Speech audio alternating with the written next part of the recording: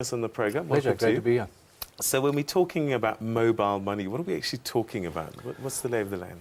You know, I think we're really talking about is trying to make people's lives easier. Unfortunately, most of our population has grown up with cash. Cash is dangerous. I don't have to tell you that. Cash is expensive. It's inconvenient.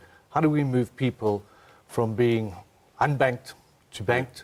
How do we make it easy for them to send money home to their families who may live in villages, who may live in more rural areas? How do we make their lives a little bit easier and a little bit safer? All right, and when I look at this graph here, I mean, it's remarkable how many people actually have got a mobile phone in their hands now. Unbelievable. In Africa, a continent of 1 billion people, more than 500 million cell phones. So a lot of cell phones. All right, okay. So, and I know that one of the big things for you is financial inclusion. And I guess this is looking at those people that are unbanked and are stuffing their mattresses with cash.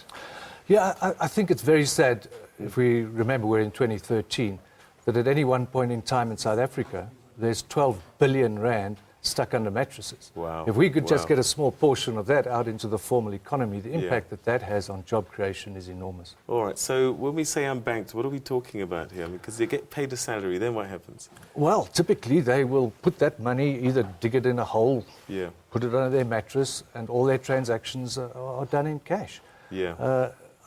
People have this perception that cash is cheap, cash is free. Cash is very expensive when you consider the hidden costs. Moody has just done a study, which I read last night.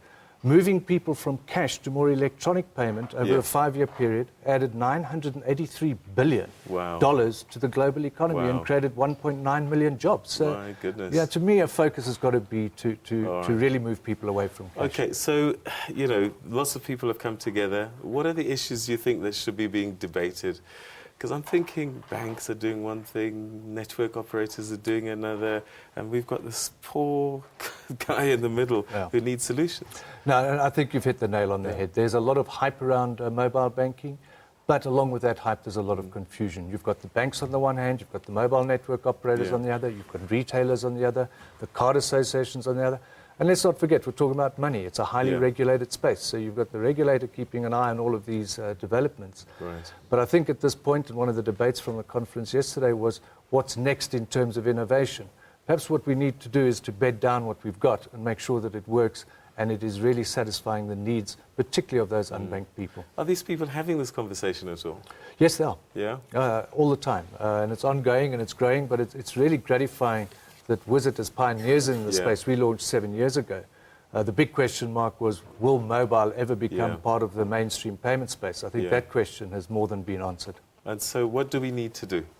I think what we need to do, as with anything, it's a fledgling industry. The players will sort themselves out. I think banks need to take a greater role, particularly around financial inclusion. And I do think we need to start looking at things like interoperability, a big word that I can't really spell, but I think you know what I mean. We need to look at common standards, safety and security. And affordability for you and I.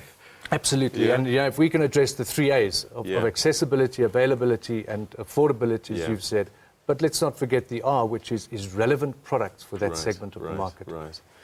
Okay, Brian, we're going to have to leave it there, but I wish you the best because I know millions, well, I don't know millions of people, but I know that there are millions of people who can and should be included, and I think this could be the way, the mobile technology arena. Thanks so much for your time. Thank you very much. All right.